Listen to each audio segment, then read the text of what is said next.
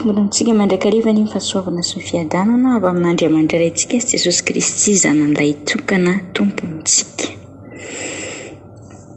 Fiadanana ao aminao sy ny ankonanao fiadanana ao an-dapanao. Faly indrindra indray ny tenako miarabanao sy mamangy ny tokatrano izay misy anao tsirairay aby amin'ity andranio ity. Dia tsika hifampahery amin'ny alalan'ny tenin'Andriamanitra. Satria ny tenin'Andriamanitra dia natao fampaherezana, natao fanitsina izay diso, natao fananarana ihany koa. Ka andehantsika hifampahery indray amin'ny alalan'ny tenin'Andriamanitra. Mialohan'ny hirisotsika amin'izany tenin'Andriamanitra izany nefa dia andehantsika hiara iombom-bavaka. Raha ny ao izay ny an-danitra, ao amasinina ny anaranao, misaotra anao mijera mankalaza ny anaranao, manome voninahitra anao. Satria mbola nitahinao, nitiavinao, narovanao, ka tratra izao andranio izao. Jesosy malaro, tonga indray izay tonga eto am-pototry ny azo fijalianao. Midodododo, hoaiza moa izahay, ianao ihany no manana ny teny fiainana. Ka tonga eto aminay indray izay Jesosy, mangataka ny fahazavana avy aminao, ny hery fanamasina avy aminao, mitsenena aminay tahaka ny fombanao.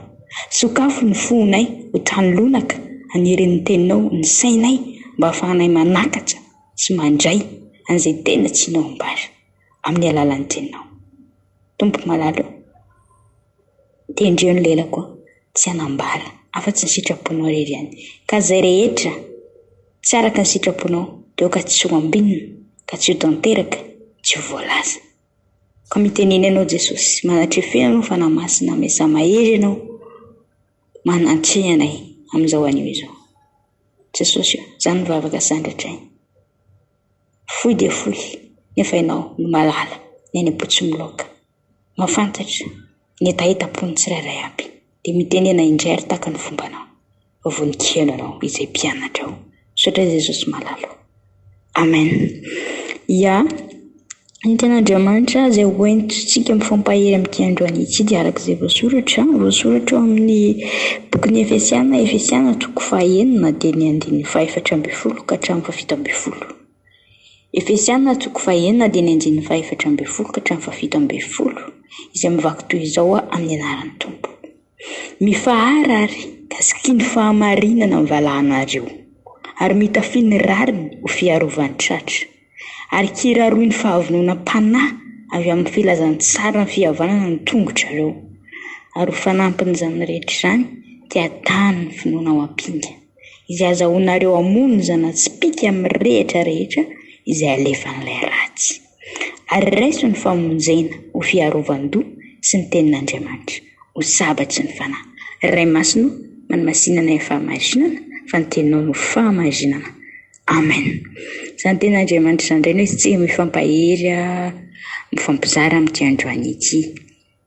Raha tsy hevitsika manokana ny soramandry izay voasoratra ery ambony dia mivaky toy izao hoe ny adi-panahy kristianina sy ny fiadiana atolotra Andriamanitra azy. Na ilay soramandry eny ambony dia tena mahafinaritra tokoa hoe mialohan'ny ady hatrehanao izany dia efa misy fiadiana izay atolotra Andriamanitra ao anao ihany koa. Dia tena mahafinaritra izany ary tena hoe ny ady hatrehanao izany dia midika fa misy fandresena foana omen'Andriamanitra anao raha toka atolotra ao an'Andriamanitra ilay adinao. Dia tiako ampaherezana anao amin'ity androany ity hoe na inona ady hatrehanao amin'izao fotoana izao, na aiza toerana misy anao, na inona mety adi-tsaina, adi-panahy, dia ho eto amin'i Jesosy fa hitondra fandresena ho anao izy raha toka atolotra ho azy izany adinao izany. Mifaharary ka siky ny fahamarinana mivalanareo. Ina moa no tena hoe fahamarinana? Betsaka ny olona no tena mbola hoe mametraka doty, mametraka fanontaniana foana hoe iza marina nanoratra amin'ny Baiboly. Rehefa dia tena mino marina fa tena Andriamanitra tokoa no naniraka an'iren'olona ireny hanoratra amin'ny Baiboly sa ny olona no te hanoranoratra foana dia nareo minomino foana.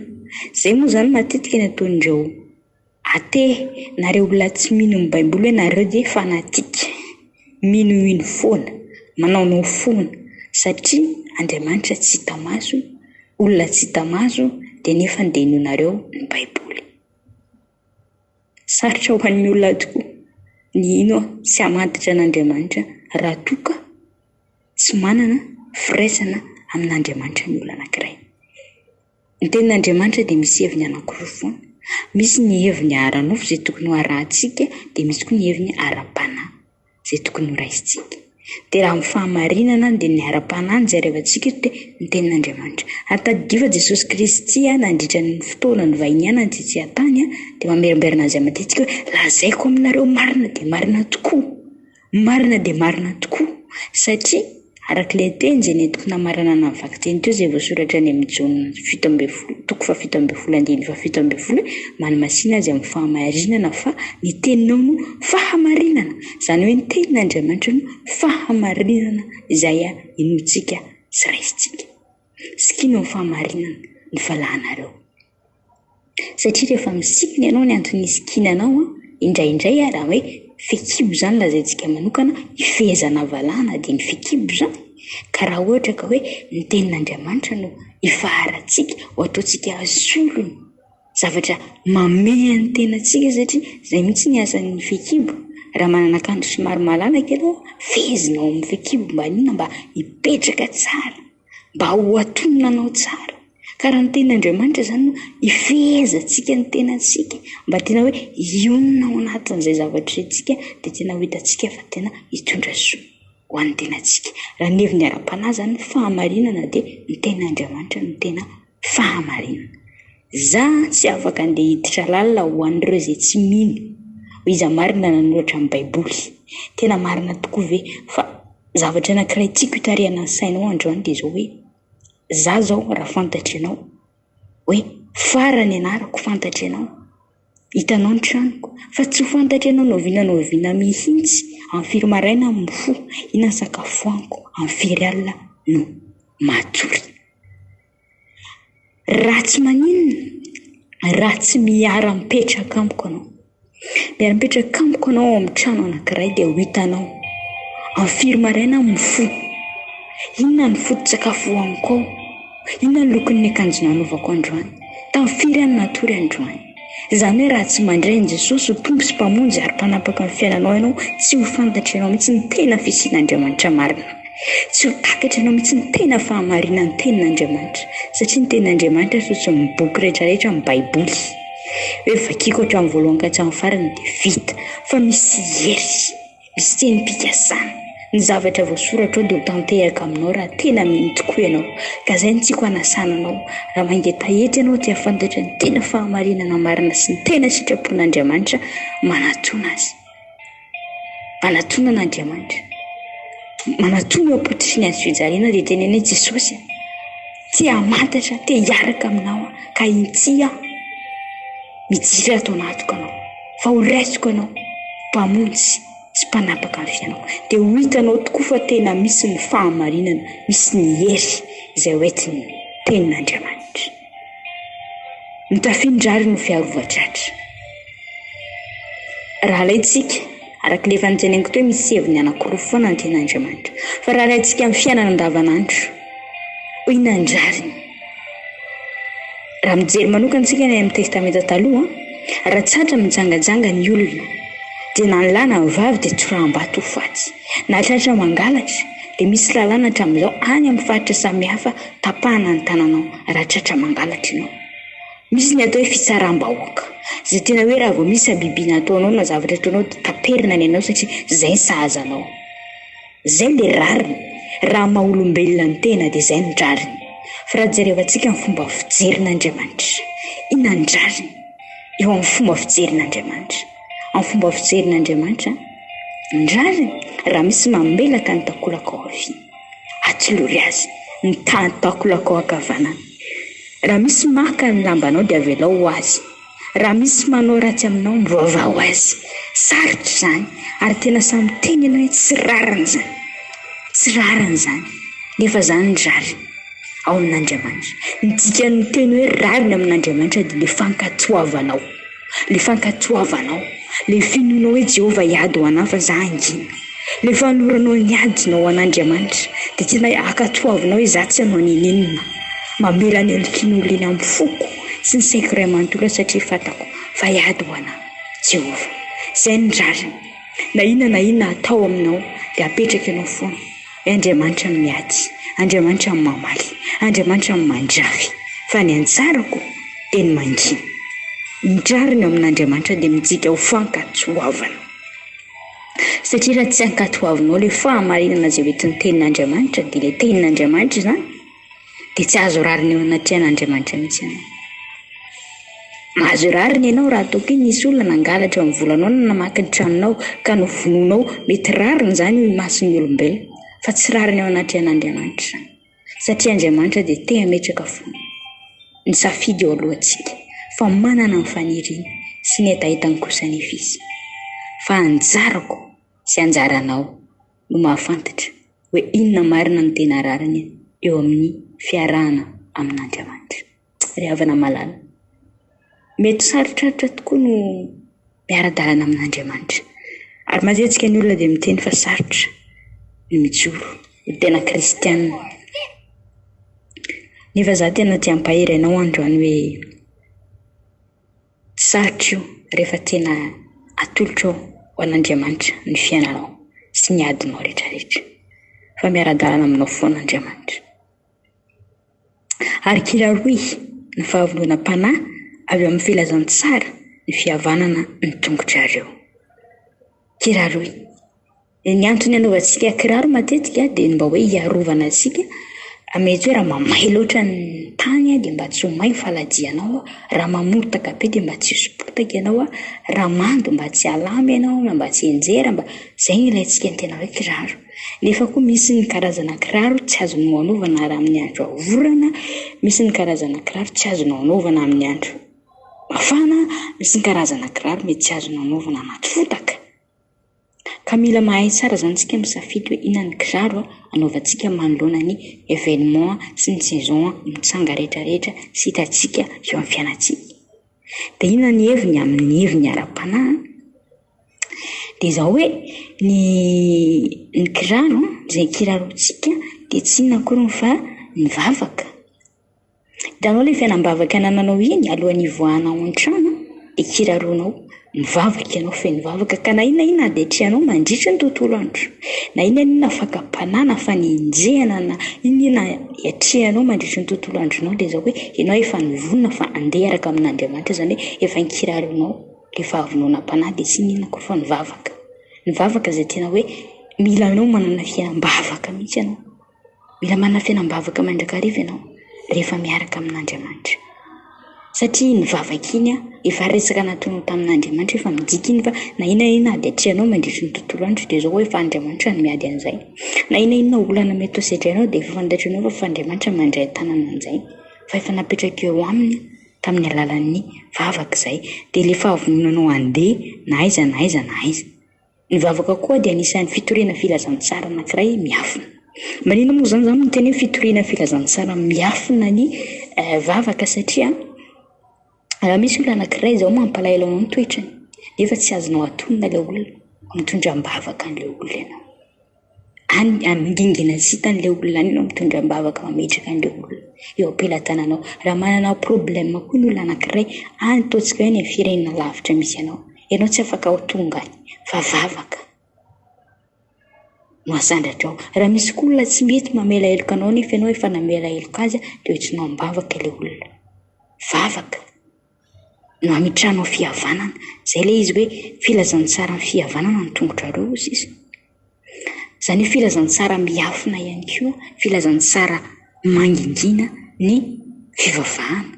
Satria ny fitondranao am-bavaka olona iray dia midika fa mitovy filazantsara amin'ny olona iny sahady ianao na dia tsy fantatry ilay olona ary. Tsy voatery andeha ho any amin'ny toerana anankiray ianao andondona any am-baravaran'olona fa ny fitondranao am-bavaka olona anankiray na dia tsy fantatry ilay olona akory ary hoe mitondra am-bavaka azy ianao dia izay dia efa filazantsara izay. Torianao amin'iny olona iny na dia tsy fantatry ilay olona na dia tsy misy eo imasin'ilay olona ary ianao dia efa mitsory filazantsara sady amin'ny fitondranao am-bavaka an'ilay olona anankiray. Ary ho fanampin'izany rehetra izany dia tany ny finoana ho ampinga izay azahoanareo hamono ny zanatsipika amin'ny rehatra rehetra izay alefan'ilay ratsy.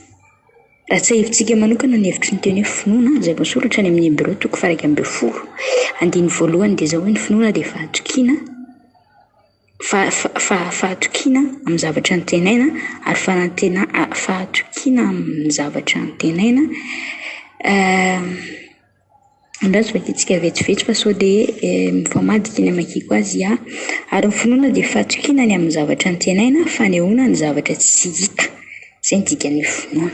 Sika izany rehefa miresaka finoana dia miresaka zavatra invisible foana ary izay tsy takatry izao tontolo izao, izay tsy takatry ny jentilisa amintsika satria amin'ny jentilisa sarotra be aminy ny zavatra tsy hitan'izany. Fa ny azy zavatra hitany izay mahatonga siantifika tsy mety hinan'Andriamanitra fa lasa athée, izany hoe tsy mino fisian'Andriamanitra satria aminazy raha manao calcul izy ny 1 plus 1 égale à 2. Zavatra hita masony izany ary azony tsapaitana na azony isaina. Sarotra be aminy mihitsy ny mino an'ilay hoe tonga avy aminao arak'izay ninao dia izao ny zavatra ninoko dia tonga tamiko tsy mino an'izany ny siantifika satria zavatra tsy tsapain'ny tanana izany tsy hitany. Fa izay mahadaladala an'ilay finoana satria ny finoana dia fahatokiana ny zavatra notenaina. Izany hoe na mbola tsy hitanao ary ny zavatra anankiray dia efa notenainao fa efa ho azonao sahady. Satria fantatrarao fa ilay Andriamanitra ny tsy Andriamanitra hita maso dia afaka mamianjy zavatra rehetrarehetra tsy hita masonao koa izy afaka omeny anao izany. Ary izany dia porofo anankiray tena hitantsika hoe rehefa misy ilay olona mijoro vavolombelona ireny tena hoe izao ny zavatra niriko, izao ny zavatra nangatahako dia nomen'ny tompo aho. Na zavatra mbola tsy hitany tany ary dia efa nanam-pinoana izy ary efa nisaotra n'Andriamanitra sahady dia nomen'Andriamanitra azy arak'izay niren'ny fony. Dia ny finoana ozy izy ary ho fanampin'izany rehetra izany dia tamin'ny finoana ho ampinga izay azahoanareo hamono ny zanatsipika mirehitra rehetra izay alefan'ilay ratsy. Raha mijery manokana isika ny tantaran'i Joba dia tena hitantsika hoe Joba dia anisan'ny tazona ny finoana izy. Nafafy taminy ny zavatra rehetrarehetra fa izy dia samy teny hoe nitanjaka nivoaka tao an-kibon'ny neny, nitanjaka miala eto isaorana ny Jehovah. Izy nanaisitra, izy naka. Izany hoe izay ilay finoana ao anatinao izay tsy azon'izaniza ongotan'izay satria efa novolenao tamin'ny alalan'ny tenin'Andriamanitra izany tamin'ny alalan'ny vavaka ankatoavinao izany zavatra rehetrarehetra izany dia izay ilay fijorona vavolombelona izay hoentinao mijoro amin'izao tontolo izao hoe na inika idona na inika hianatra za mbola hitraka. Ozy ny gropy avo izay mbola hitraka ozy izy satria izay nahafantarako fa vita sidra. Izay nahafantaranao hoe afaka miady amin'izay zavatra mitranga rehetrarehetra amin'ny fiainanao na ina ratsy afafin'ilay ratsy na hamafy aretina izy, hamafy fantrana izy, hamafy fikorontanana izy, ninonninona dia samy mijoro ianao tahaka ny Joba. Satria fantatro izay henoko ozy Paoly ary mino fa fantatro ianao koa izay henonao ary ho anao izay mbola tsy mahalala ny atao hoe finoana dia tena manentina anao anatona an'i Jesosy, hanolotra ny fiainanao an'i Jesosy, hanjakany mba hahafantaranao sy hatsapanao an'izany herin'ny finoana sy herin'Andriamanitra izay miasa ao anatinao izay. Ary raiso ny famonjena ho fiarovan-doha sy ny tenin'Andriamanitra ho sabatry ny fanahy. Raiso ny famonjena ho fiarovan-doha. Inona ny zavatra apetraka eny amin'ny loha? Zavatra apetrakintsika eny amin'ny loha matetika dia mikasika. Azo lazaina ihany koa hoe ny protection lohantsika dia raha ohatra indray mpitondra moto ireny izao dia hitantsika izy manao kasika dia hitantsika koa miaramila niady tamin'izany fotoana izany taloha fa anana fiarovan-doha daholo izy. Misy fiarovan-doha daholo izany hoe misy protection daholo ny vazana rehetrarehetra rehefa hoe andeha hiady izany ianao ary raiso ozy ny famonjena. Satria rehefa tena iainanao ilay tenin'Andriamanitra ary ankatoavinao izany dia mirehatra ho azy ny finoana ao anatinao mijoro vavolombelona ho azy ianao. Dia rehefa mijoro vavolombelona ho azy ianao satria vokatrizay ilay finoanao sy fankasitrahanao, ny fankatoavanao, ny firaisanao amin'Andriamanitra izay dia voavonjy ianao ny dikan'izay. Izay ilay hoe izay maharesy dia omeko ny satroboninahitra any amin'ny apokalipsy ihany raha tsy diso misy izay tenin'Andriamanitra hoe izay maharesy ozy dia omeko satroboninahitra. Izany hoe izay ilay fiarovan-doha. Ianao izany mila miaina amin'ilay tenin'Andriamanitra voalohany indrindra. Dia mila koa nefa ilay izy ankatoavanao, ara-piarinao eo amin'ny fiainanao. Ary ny fahatelo manarakarak'izay mila inonao ny fahamarinana izany zavatra rehetrarehetra izany mba hahafahanao mijoro vavolombelona ka rehefa mijoro vavolombelona ianao satria vita sidra nandresy dia mahazo satroboninahitra. Mazava be izany. Ny olona mandresy ihany mahazo koronina na mahazo loka. Ka rehefa iainanao zany zavatra rehetrarehetra any dia mazava ho azy fa omen'Andriamanitra anao ilay satsim-boninahitra. Ary ny tenin'Andriamanitra hoy zo sabatry ny fanahy. Hitantsika tsara araka ny voasoratra any amin'ny Hebreo 4:1-12 ny hoe fa ny tenin'Andriamanitra dia maharanitra noho ny sabatra roa lela. Tena hoe tsika zanak'Andriamanitra rehefa mandeha miady dia izay ihany ny fiadiana omen'Andriamanitra antsika. Ny fiadiana dia tokana dia ny tenin'Andriamanitra satria ao anatin'ny tenin'Andriamanitra io tena misy hery, misy tanjaka, misy fandresena. Izay nahatonga ny Davida niteny tamin'ny Goliata hoe ianao manatina amin'ny sabatra ianao sy ny kalezanao fa zaho kosa anatina anao amin'ny herin'Andriamanitra nandresy Davida. Sa nyteny ihany koa izy hoe Jehovah mpiandry tsy hananjava-mahory. Namaky ny lohasaliko ny fahafatesana zany dia tsy ataotry ny loza satria izay anao no amiko. Tena hoe izay ilay confidence nananao izay mihitsy ny hoe za rehefa miaraka amin'Andriamanitra dia mpandresy ary tadidiva matoa ianao apetraka Andriamanitra amin'ny hoady misy anao io efa manomana koronina sy fandresena ho anao sady Andriamanitra ao ambadika io fa mila ianao makatoa, mila ianao mila ianao tena hoe misikina an'izay tenin'Andriamanitra izay. Tena mila misikina an'izay ianao hoe Andriamanitra hanome fandresena any amin'ny Exodus 4:14 izao dia milaza hoe za hiady ho anareo sy nareo angina. Dia mila matoky an'izay teny izay tsika fa tsy hoe ataontsika tsy enjery fotsiny izay tenin'Andriamanitra nefa ny tsika raha ny tsy mangina. Indrindray mantsy tsika alaim-panahy tsy angina manoloana ny ady fa nanao ahy izy dia ho ataoko koa. Dia tsy afaka hiady ho antsika intsony Andriamanitra satria tsika efa niady ho antsika. Fa rehefa tena tianao hiady ho anao Andriamanitra dia tena hoe meteza ianao angina. Tena meteza mihitsy hoe io niadiko Jesosy apetrako apotsitry ny hazo fijaliana io fa teo efa nandresenao ny ady rehetra teo, efa namafanao ny olana rehetrarehetra teo, nefa nanasitranao ny aretina rehetrarehetra ka noho izany Jesosy hoentsika eo aminao ny ady atriako amin'izao fotoana izao. Tena mila manana an'izay fomba fisainana sy fomba fiainana izay ianao satria izay ilay tena fomba fiainana sy fiarahana amin'Andriamanitra.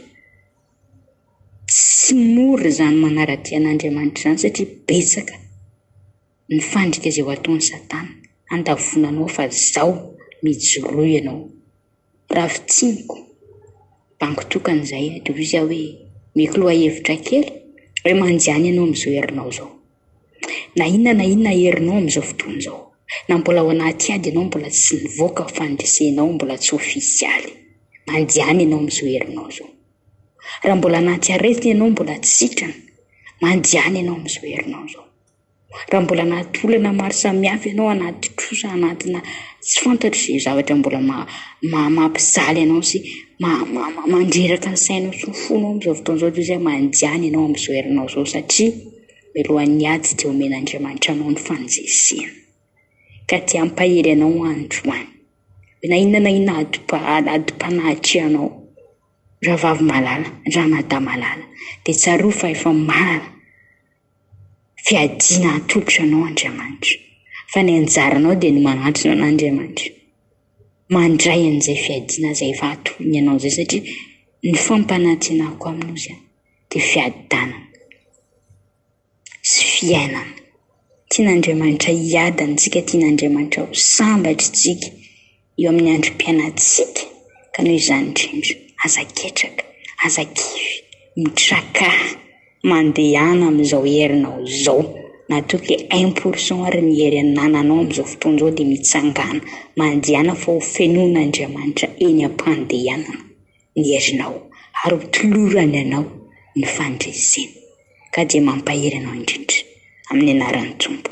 Raha fehizitsika dia izao hoe fikiro mafy ny tenin'Andriamanitra, ankatoavy ny tenin'Andriamanitra, mazotoa mivavaka ary indrindra aoka ho hitany olona taratra eny aminao fa mahery ilay Andriamanitra hivavahanao. Izay ilay 4 piliers iainan'ny kristiana na hoe 4 piliers mihazona ny finoan'ny kristiana dia izao hoe ny tenin'Andriamanitra, ny vavaka, ny fanamasina ary fijoroana vavolombelona. Ao anatin'ny vavaka izay ataonao dia misy tenin'Andriamanitra no miteny fa na ny vavaka ataontsika dia tsy fantatritsika fa ny fanamasina no manolo-tsaina antsika. Ny tenin'Andriamanitra mila iainana ifikirana. Tsy vitan'ny iainana sy fikirana fotsiny nefa fa mila ankatsoavina tsakany sy andavany ny tenin'Andriamanitra. Ary ny fahatelon'izay dia mila ianao feno vavaka mba ahafahan'ny masina mitaridalana anao tsy manolotsaina anao amin'izay rehetra ataonao. Fahaefatra, amin'ny alalan'izay zavatra rehetrarehetra mitrango eo amin'ny fiainanao izao ny ijoroanao vavolombelona fa tena velona sy manjaka ary mahery ny Andriamanitra izay ivavahanao. Ko dia mampahery anao indrindra. Raha misy ny zavatra mbola tsy mazavazava na tsy azonao dia ny fanahy masina ny anazava azy aminao. Raha misy ny fanontaniana dia aza misalasala eto. Fa vonina hamaly anao ny tompo ary vonina hampahery anao ny tompo. Ny voninahitra dia ho averintsika amin'Andriamanitra irery ihany fa ny fampaherezana sy ny fiadanana kosa ho amintsika tsirairay aby. Tompo malalo. Mora malemy tokoa izay mora mania. Ka ampianary izay mba tena hoe ifikitra amin'ny teninao. Ampianary ihany koa izay mba tena hoe hankatohana izany satria arak'izay voasoratra ao ianareo mba tsy ompian'ny mpanadino fa ompian'ny mpakatsoa ka tsy hamitaka ny tenanareo dia tena mba ampianary tehirizy ilay teninao Jesosy. Tehirizy fa zavelangalariny dia vola ety anatinay fa tehirizy mba tena hamovo mendrika fibebahana, hamovo be Jesosy malala mba hahafahanay ihany koa mizara amin'ny hafa. Mba hahafahanay ihany koa mijoro vavolombelona hoe tena vela sy manjaka ny Andriamanitra ivavahanay. Jesosy malala tafiry mandrakarivo izay mba tena hoe tsy voahozongozona fa mba handrisy mandrakarivo amin'izay zavatra sy fakapanahy mety misy eo amin'ny fiainanay. Da inona zana-tsipika fahafin'ilay rato Jesosy malala dia anao hiazona anay mandrakarivo, arombanay.